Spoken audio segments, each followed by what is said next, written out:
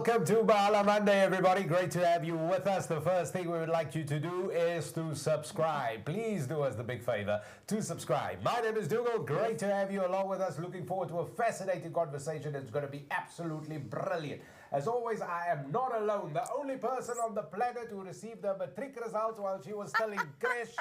She can actually see, smell, and hear tastes. This is and flavor. Rhoda is here, everybody. Dugald. What's up? Every week you don't seem to amaze me because you know you make me laugh. The two of us is constantly laughing. So thank you for that. Thank you for that intro. That's all right, man. So welcome everybody. Welcome Dugald. Welcome. I can't do the same, guys. You know? That's why the two of us is different. But you know what? Thank you. So welcome everyone. You ready? Have you got your cup of coffee, your tea, your glass of wine, your plate of food? Because it's an interesting show tonight. It is. Very interesting. It is. And I tell you what, you got to subscribe because we're really looking forward to this discussion. What a week. So much has happened in the past week. So much is about to happen as well. The whole world is standing still and looking at things. There is so much going on. And of course, here at Mahala Monday, you know what, we really bring you the important issues as well. And the conversations that we should be having as a community, what is happening in our world, and where we're shifting to, what is the direction, our road of travel, what we are doing. So this is really what we're going to talk about. And we must say that last week was we told you about this, that today you would have joined Tarryn Tomlinson and Simon Gessie, and you would have weather dependent. It was weather dependent, Dugald. Definitely. I was very excited because even yesterday till Sunday, I think everyone was keeping their fingers crossed, the team basically. I think Tarryn as well, waiting like patient, like please let this happen. But you know what? Weatherman didn't lie. And tell people what were you gonna do?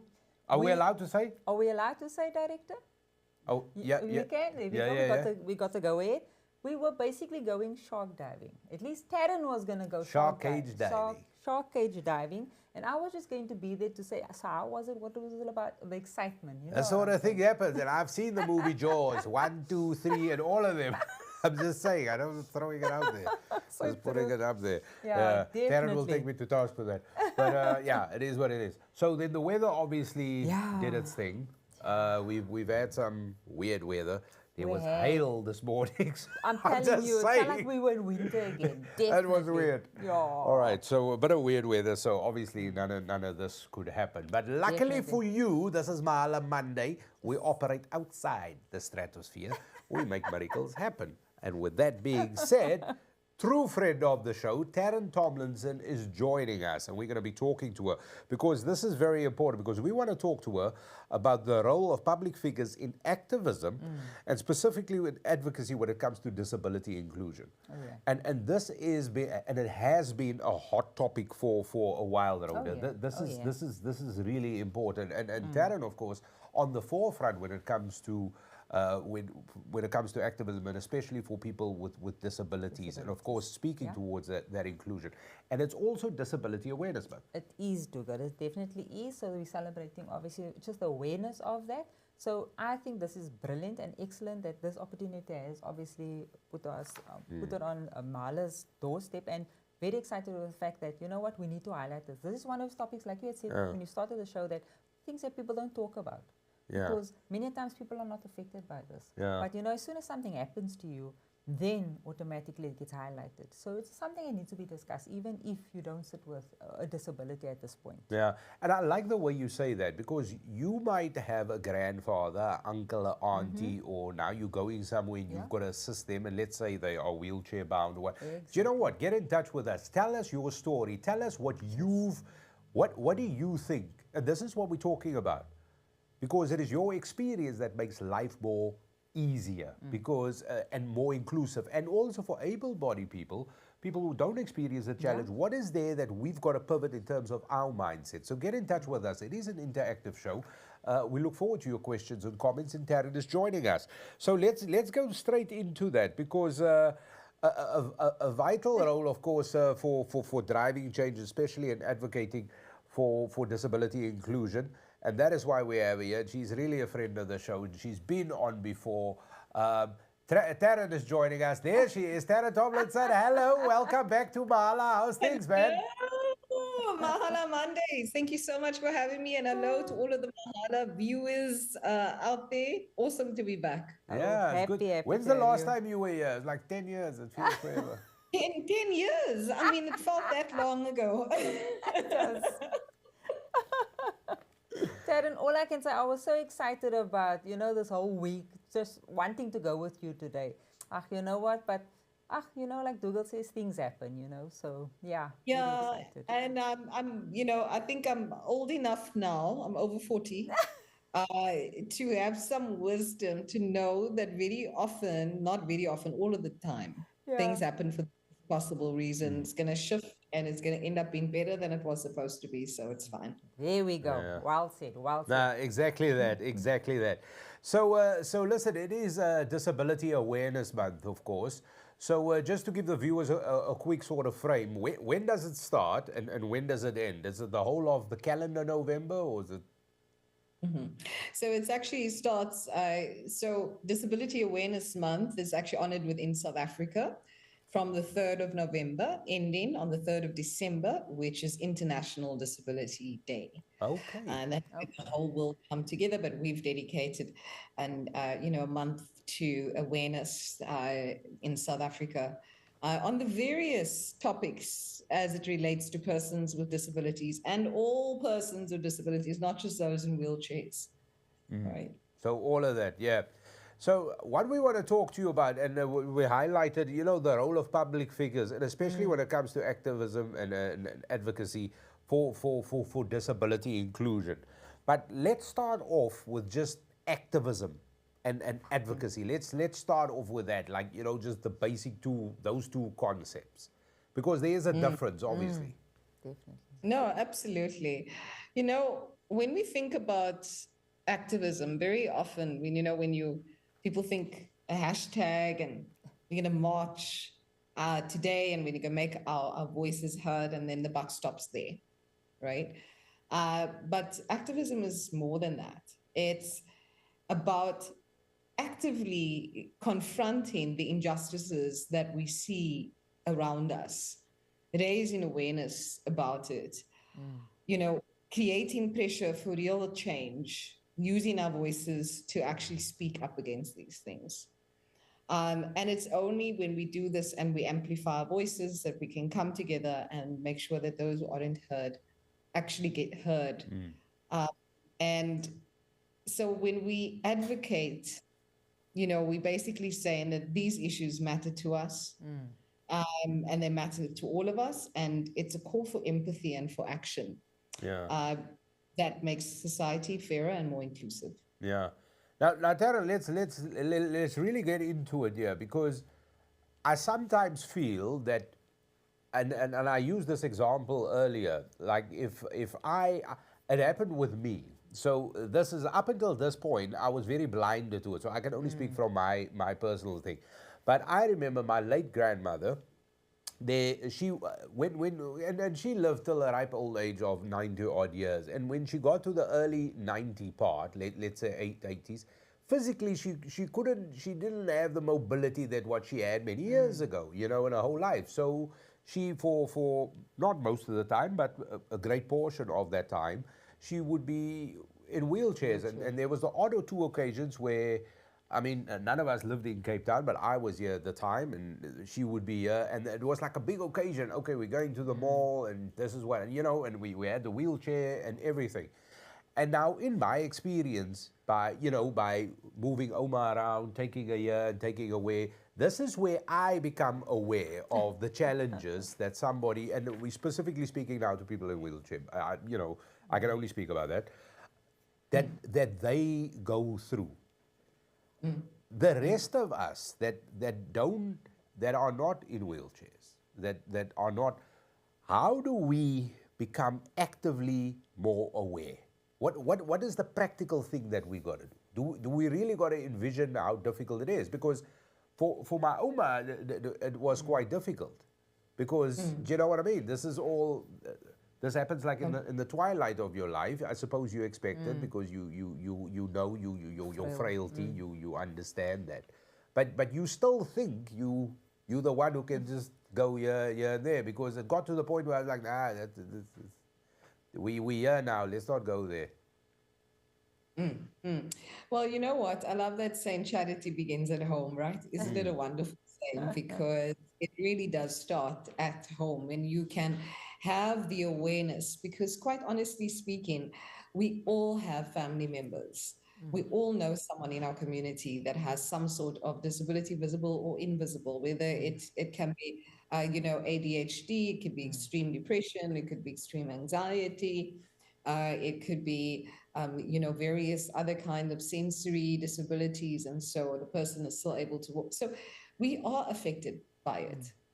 And the onus is on us to educate ourselves within our family and to make sure that we can create that support system for our family members and to be advocates for our family member with a disability by ensuring that they are able to get to school, by advocating if they can't get to the transportation system, by making sure that your house, that you do the bare minimum, if build a ramp if it's a wheelchair requirement.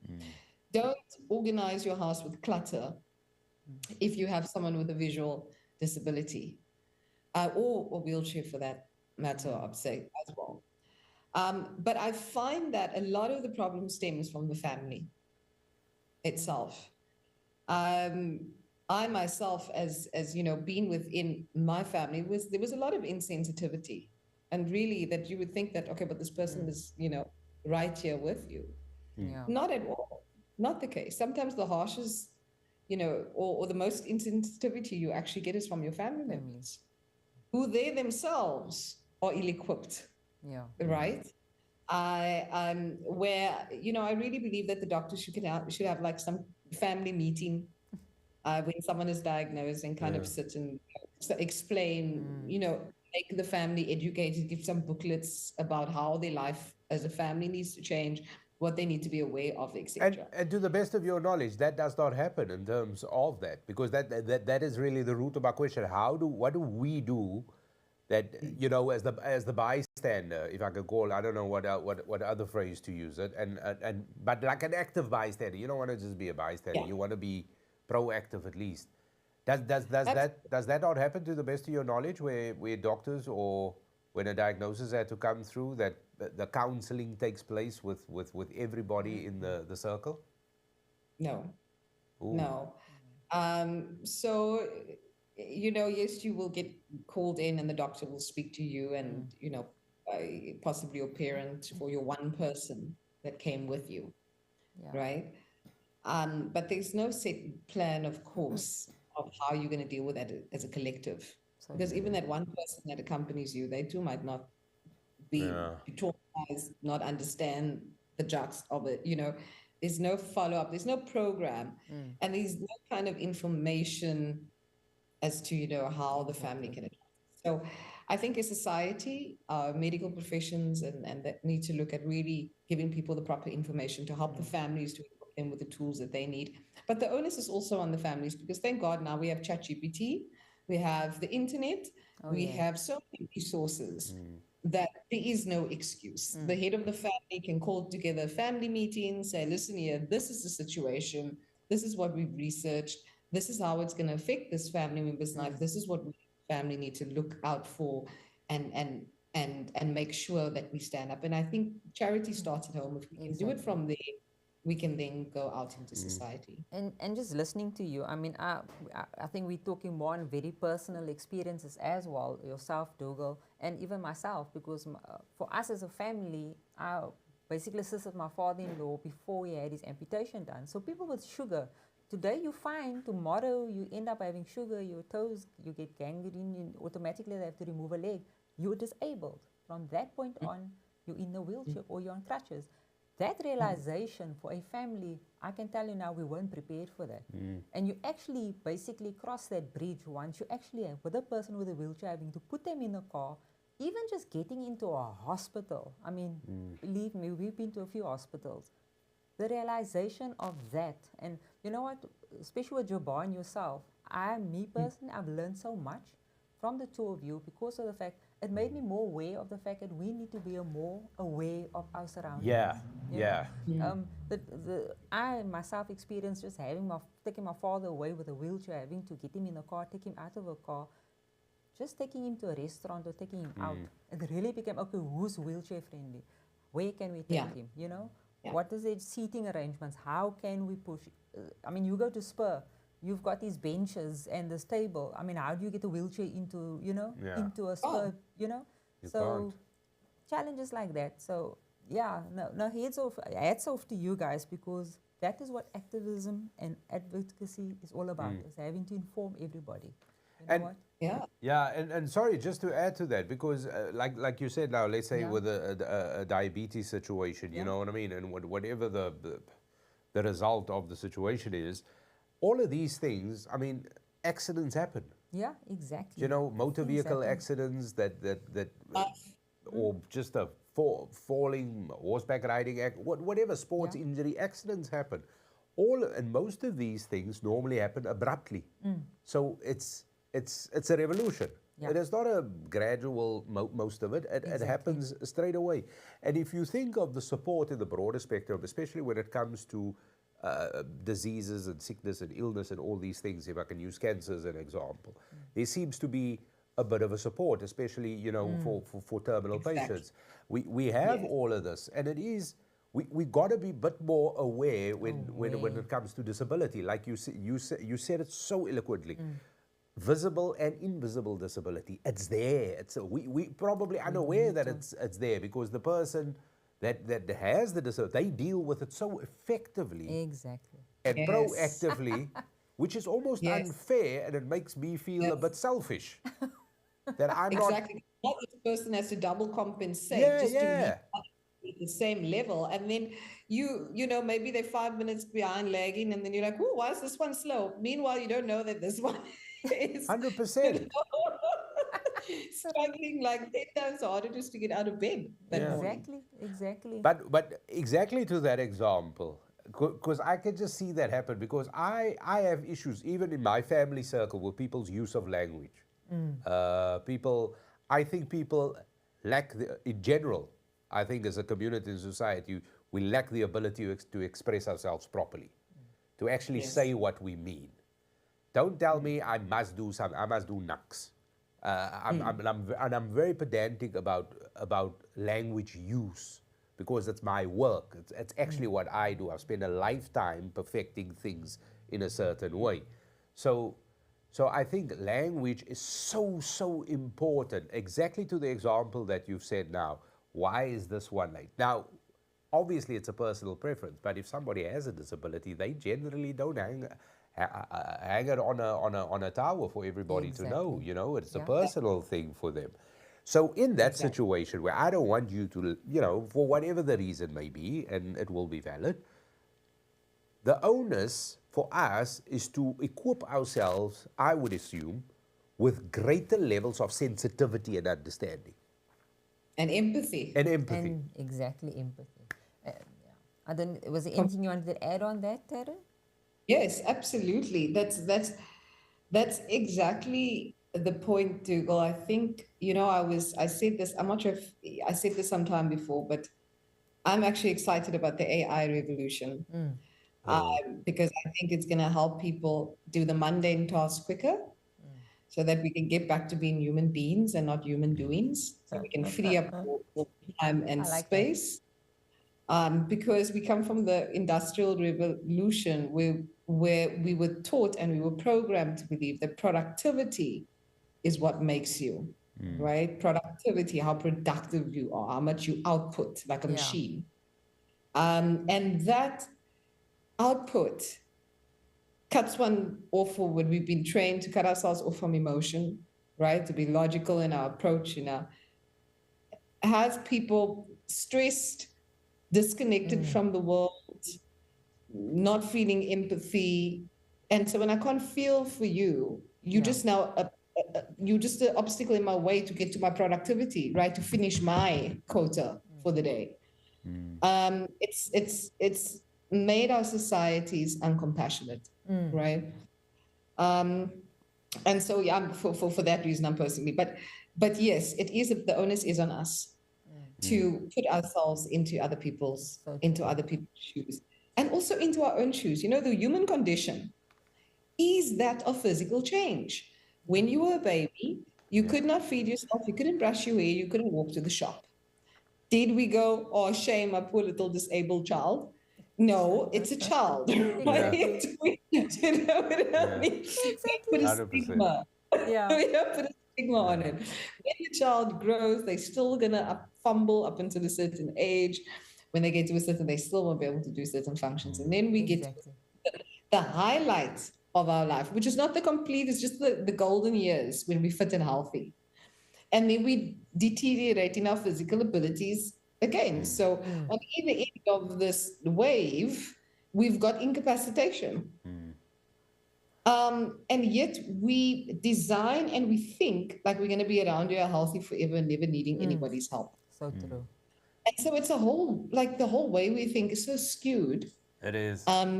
Based on that whole, I mean, like this is about ensuring that when Dougal is 85, and if Dougal looks after his health, he can still be an active member of society, contributing and not be a burden on society. Exactly. Because Dougal can get in and out of his house, Dougal can, if no matter what happened to him, Dougal can reach the bank, Dougal can reach the shopping, Dougal can be independent. Exactly. We're living longer as well. So with our aging population, this is not just for No, but you know what? You're absolutely right. My friend Alfonso always tells me like the big thing he judges most things on. He always says like, "Where's the humanity?" It's like the first thing he goes for. Do you know what I mean? And it's like a very important thing that most people just miss. Exactly. And when you use that as like, I don't want to say a benchmark, but if that's the starting point, it can only be beneficial to all, which is really the thing you want. But Tarryn, I want to ask you that because this is exactly where we're steering towards. Why public figures should engage in activism? Why is it important for us to see public figures actively involved? You know, I think there's a quote by, I think it's Oprah that says, everybody can be famous, but not everybody can be great because great lies in service, something like that. I'm paraphrasing, might be, but that's the gist of it. We as public figures, as influencers at a time in life, we are able to get public attention in a way that we've never, ever been able to do before. And our true power lies not in getting the public attention. Our true power lies in what we do with that public attention. Wow. And that comes down to your own credo and manifesto. What do you want to be known for when you leave this earth? Someone that used that influence to make a change for the better of humanity, for your family, for your kids, for the generations, your neighbors that come after you? Or do you want to be known for someone that sold another pair of jeans? Who no one will remember you. Anyway, amongst all of the other influences that are out selling jeans. And for me, it's just such a ridiculous term and concept that we have people, you know, as this term of influencers, and they're using that power to, you know, and I'm not, no, please don't get me wrong, I'm not bashing selling product, I sell product, sell product, sell product. Yeah. But what I'm saying is that we as influencers hold such power to not just sell product, but to link to a cause, to help, to give back. You know, Siv has his menstruation, you know, NGO and campaign, and is advocating big so that all females can have access to pads. So true. I've run the Bambini Dream Foundation, advocating for child's rights and nurturing children with music and art therapy for 10 years before I went into disability awareness. So my first advocacy was kids, working with the Department of Social Development. I'm not rich.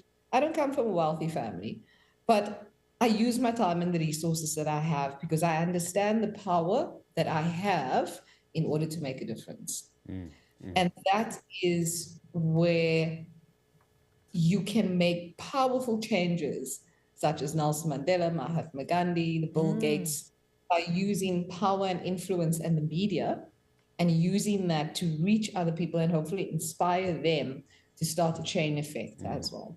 So true. Yeah.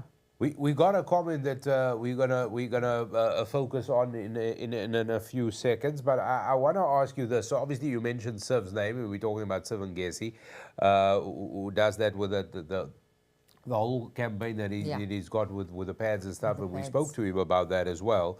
So the two of you, how did you link up? Was it just a common goal, common purpose? How did you, you know? 2020, I went to go and climb on Kilimanjaro. As you know, I was on the show speaking about that. And when I came back, about 4 days later, we went into hard lockdown and everything was closed and everything happened as it happened. The whole world spiraled out and hope was needed. Yeah. And I was then contacted by a good friend of mine, Gabriella, who then said, they Salim, Ismail, they're doing this music, the song. They really want to inspire people, to give them hope, to let them know that they can overcome this.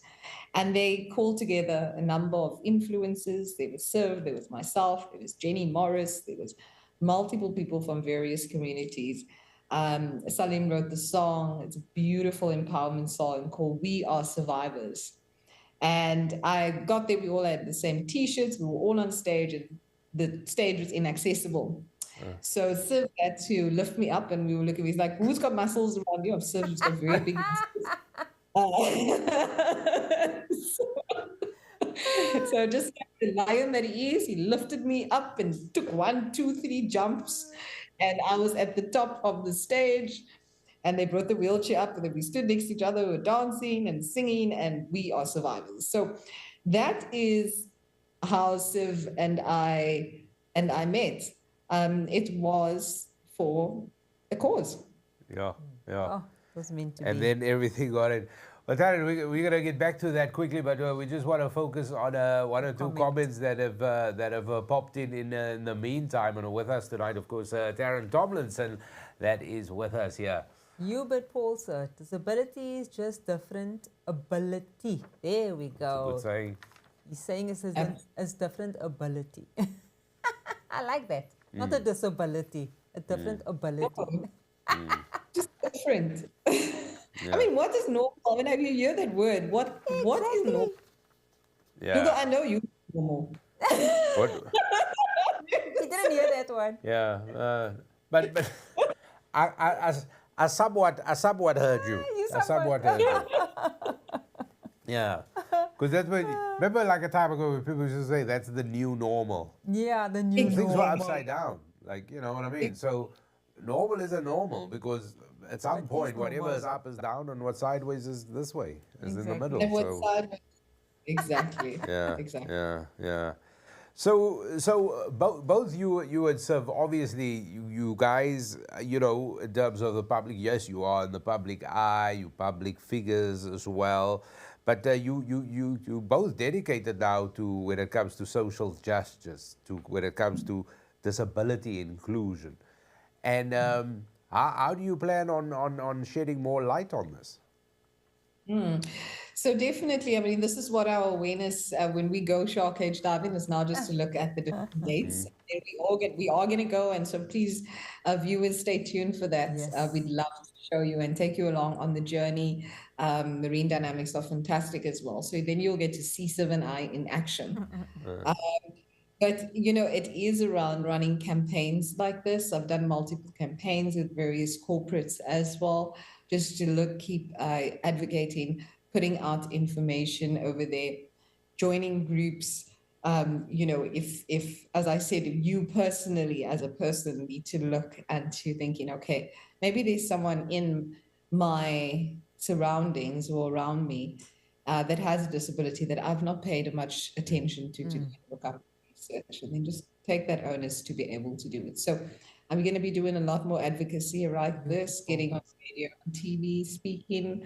I'm doing a wonderful campaign as well with the Cape Winelands District Municipality, and with the mayor of the Winelands, doing a radio campaign as well as some content as well for Able to Travel. So we're going to be getting word out there. Okay, and that sounds exciting, because there will be quite a bit of things for people to do. Now, Just moving on, Tarryn, quickly. Sorry, Rhoda, I know you No, got a go question. for it, I go for just it. jump. Slow.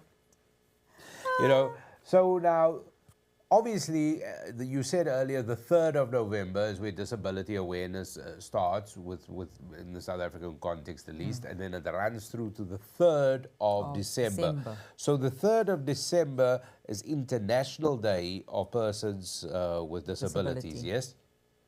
yes? Yes. That Yes, it's the National Day of Persons with Disabilities, and that's on the 3rd of December.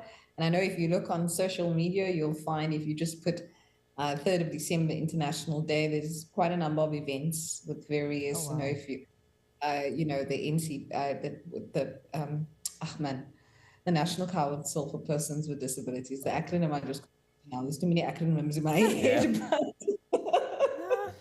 And I want to ask you this because this is really the first part. Now, disability inclusion and its relevance today. I mean, Yes. obviously, Yeah. there's a bigger shift, and the road that we're traveling on now. I mean, we're talking about inclusion. We're advocating for this right now, even on this very program. There seems to be a bit of a bigger momentum in terms of that. There's a lot more people making noise and making their voices heard Yeah. in terms of this. We see this even when you just do building plans now. You know, you got to take the environment into account. All of this, we got to be a bit more switched on, which is fantastic. It is fabulous. So, are we being as relevant as we want to be? And I think when we think about it, disability inclusion, it's not an ideal, it's a necessity for a truly fair society. We can't have it without it. And, as we lead up to December the 3rd, which is the International Day of Persons with Disabilities, we're really reminded how much work there still is Oh, yeah. to be done. And so it's very relevant because just because the voices are being heard, the ground still needs to be toiled, right? And because disability inclusion, predominantly, in order for any program to effectively work, you've got to change the built environment. Because unless the built environment is changed, there can be no inclusion, right? The built environment is one of it. The others is our ITC, our communications, etc. But unless the built environment is changed, the person with a disability is forever locked in their house, or they can't access transport, or they can't access the bank, or they can't access life. Yeah. And that takes time. So disability is as relevant, and it's going to be for a number of years, because unfortunately what campaigns and people love to do, and government bodies also love to do it, they love to advocate, and we're going to change and we're going to do this, and then it's a phase that happens for a period of time, then it dies down. Exactly. Right? And everybody thinks the problem is solved, and nothing has changed with persons with a disability. That is Yeah. It's public engagement and allyship is so essential, because they really do help us just to challenge and change those perceptions. Yeah. And we create environments where everybody feels just welcomed and valued. Exactly. And I'm just thinking now again, our friend Jabbar, the fact that we had another language included, for me, that's a step forward. So putting my hand up and saying, we need to make change, this is one of them. So for me, was a major celebration, and it needs to be put in law, it needs to be put in, like you advocate as well. When you go to hotels, and for the listeners that don't know this, you go and make 100% sure, are you compliant? Are you wheelchair friendly? I mean, I keep on, whenever I chat about you, and I talk about, your able traveling company, the fact that a bed, if you go to a hotel, can you go from your wheelchair onto a bed? I mean, for you as able body, yes, but somebody that's not able, it's going to be a challenge. So that for me, we're moving forward. I went to Checkers now the other day, and there was a person working at the fruit and veg, and he was deaf, and he had his T-shirt, and he said, and what was beautiful for me when we were done, my daughter was, and this we were taught by Jabbar. So had we not interacted with him, weren't we aware of what's happening, is we need to make that change. We as a community, as a government, need to start implementing these things. It's vital at the end of the day to start putting these, implementing laws, rules, regulations. And I know that is your fight, and I know this is what you're fighting all the time. Yeah, the implementation thereof. But you are absolutely right, Rhoda. You know, there is so much good that is being done. So many amazing initiatives, so many people coming on board, like I just said with the Cape Winelands Municipality District Yeah, as well. beautiful. Deciding that they're going to, the next 5 years, they're going to dedicate the resources, they're going to make the winelands accessible. Lovely. That is just amazing. You know, with Cape Town tourism, there's the Limitless campaign as well that they are looking at or have executed. There's just so many amazing Deaf SA that they paired up with the Radisson, right? Beautiful. In the employment of deaf staff. So, yes, there is movement, but let us not sit back on our laurels. Exactly.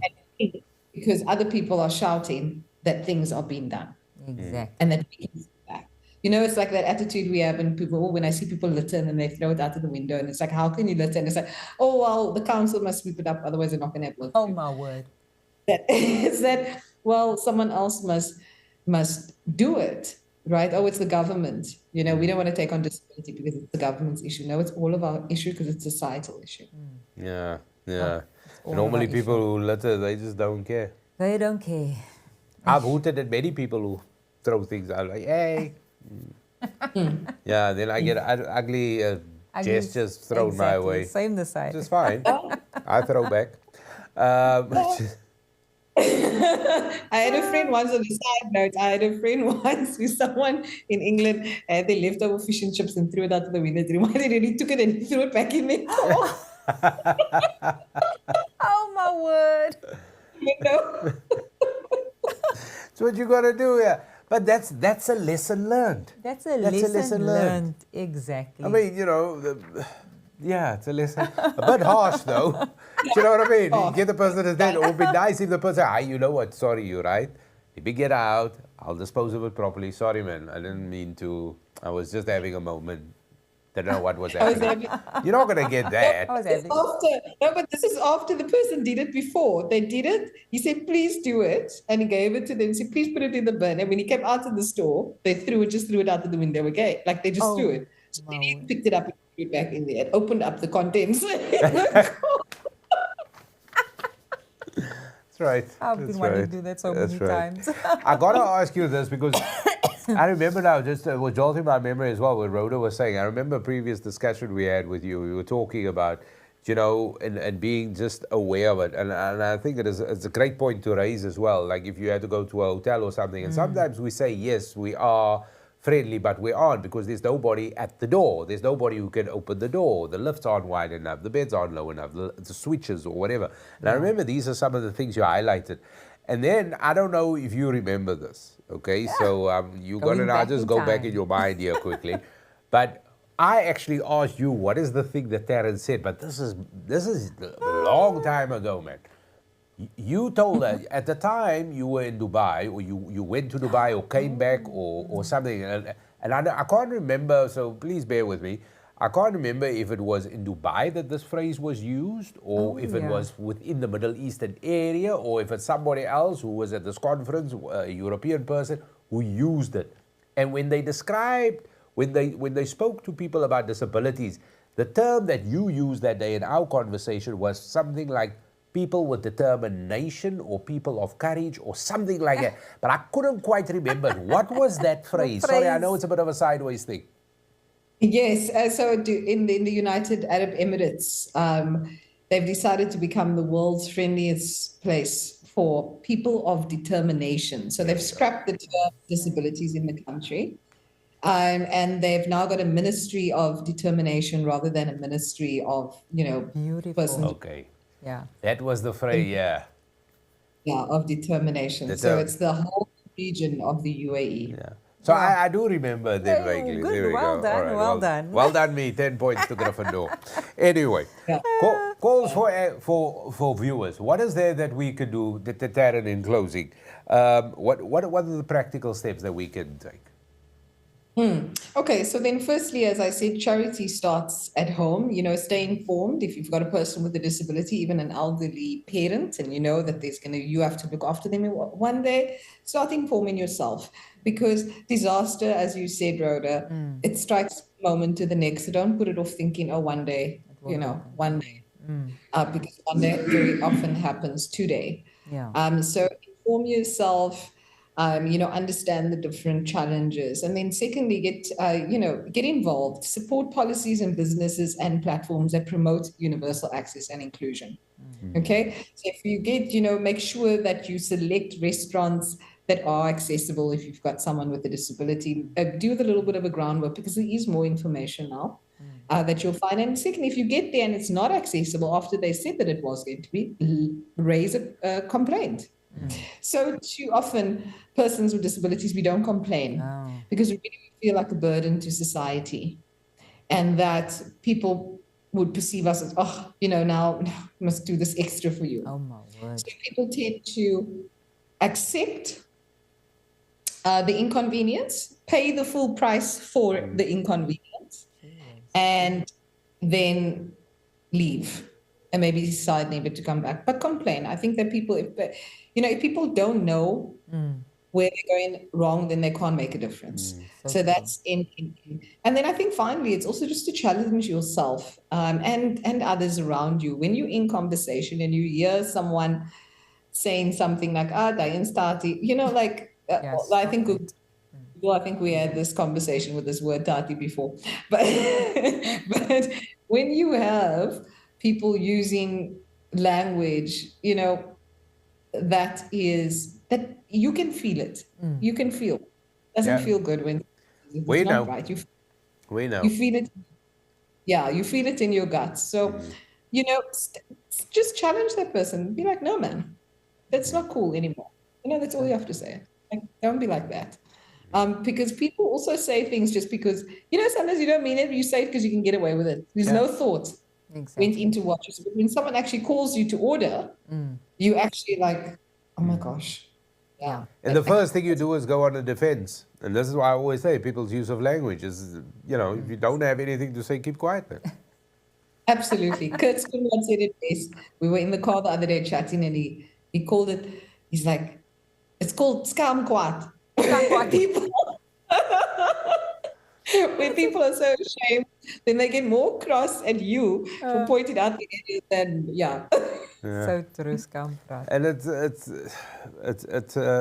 it's a real thing. But you're right. We gotta be, and I think that's a classic thing. You know what I mean? People will always we gotta call people out when people say things that are you gotta say look, it's not appropriate. Man. You know what I mean? Exactly. I think there was a hello from, is it Candace? That's hello to you, Tarryn. Yeah. So there was a hello. Yeah, from Candace. Can we please wish Candace a happy birthday? It's Candace's birthday today. Happy birthday. Happy birthday, to Candace. Hip hip. It's her birthday today. Yes. Oh, wonderful. Candace Adrian, everybody, celebrating a birthday. And it's my birthday as well now. We're twins. Twins. Yes. It's not my birthday, Candace. It's your day. I'm just teasing. I'm being rude here. It's not my birthday. It's Candace's birthday. Candace, happy birthday. It's Candace's day. That's right. That's wonderful.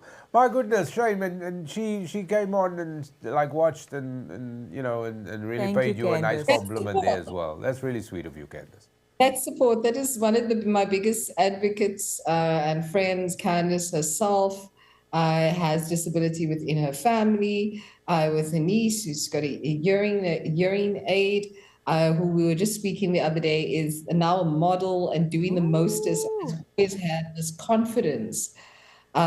Since she was young, she just accepted herself and a disability, and she luckily had the support of lovely family members as well. But she is a young go-getter, Cassidy, shout out to Cassidy, who's out there and just doing amazing things and just, Fantastic. Fantastic. Lovely. Fantastic. This is. Listen, we could talk to you for hours. You know that. We know that. We all know. But sadly, we've run the course here. We're pushing it now. We're pushing it. because you've been very courteous enough to stay on longer than we agreed, we asked you for. So thank you for that. Thank you. For doing that. And it is really fabulous talking to you, Tarryn. And the one thing that must be said, like people, we really need to stand back as well and acknowledge your input and effort that you make, and being so actively involved in this, and really highlighting these things that is so important for us to do. So thank you for being that inspiration and at least illuminating where we need to shift our attention to, and that is so important. And thank you for doing it in such a wonderful way as you are doing always. So thank you very much for that. Thank you, and thank you to Mahala Mondays for providing a platform that we conscious people can come and speak and learn and grow from. So thank you. Before you go, Candace Adrian says, love you, Tarryn. Thank you for the birthday wish. Loving the show. Thank you, Candace. Thank you, Candace. Yeah, Candace has said that as well. So, Tarryn, thank you very much for coming on, man. Thanks we can't wait to see you again, which hopefully going to be very, very soon. Yeah. Don't have to wait 10 years Mustn't again. Miss out on that. And we're going to get the, the shark cage diving. It's going happening. We need to be there. We're going to make it happen. Yeah, it's happening. And I started the show and I said, look, I've seen the shark movies. You know what I mean? The scary ones. Like, and I said, Tarryn's probably going to take me to task, but I just got to throw it out there. How brave are you on a level of 1 to 10 here? I'm very afraid about going into the tank and going into the ocean because my hair is going to mince. And then,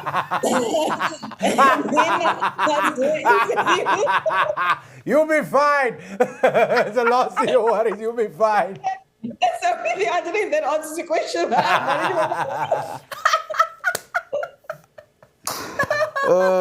Look, all I can tell you as a person who has done it and as a person who grew up on a coastal side and obviously once a week spent a lot of time with my brother and my father, we were under the water for long periods of hours. I can tell you it was a different world. It's a world that I absolutely love and adore, and it's a big part of me, and it's something extraordinary.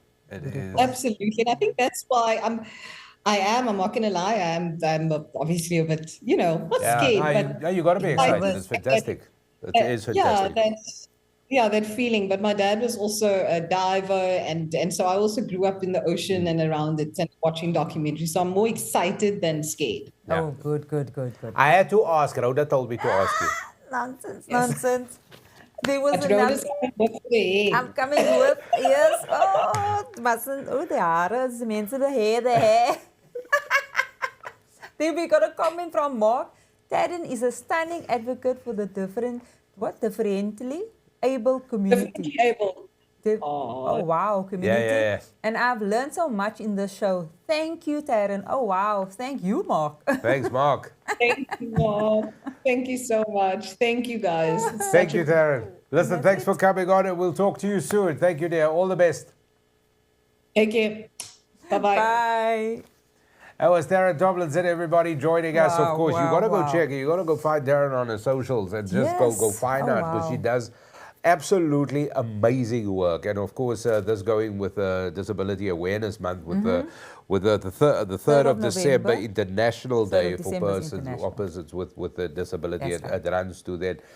And what Tarryn talks about is that, we greater awareness. Oh, yeah. We got to advocate for this, and active activism that needs to take place. Needs to take place.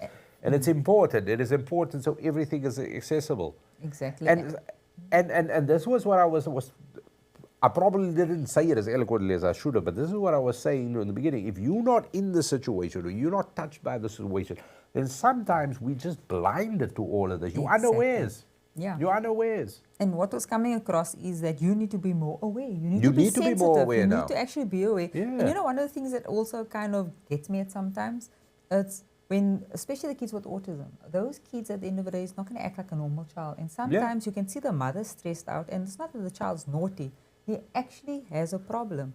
And 100% Rhoda. that's one of the problems that I've seen that's coming out, and people judge this poor mother, judge this child, Exactly. without actually going to her and actually saying, "Are you okay? Do you need help?" Yeah. And she could probably at that point say, "You know what, my kid is suffering from autism. He's been diagnosed, or he's ADHD, or all of those that actually affects a child's behavior." Yeah. So instead of crucifying Lashing the mother, out, lashing out at her, judging her, actually just go and have empathy to say, "Are you okay?" And here's the important If thing. the child is naughty, okay, then it's a different I was story. one of those people because, these things I was fortunate enough, lucky enough, whatever, that, I don't have to deal with these situations. So Exactly. I'm unawares.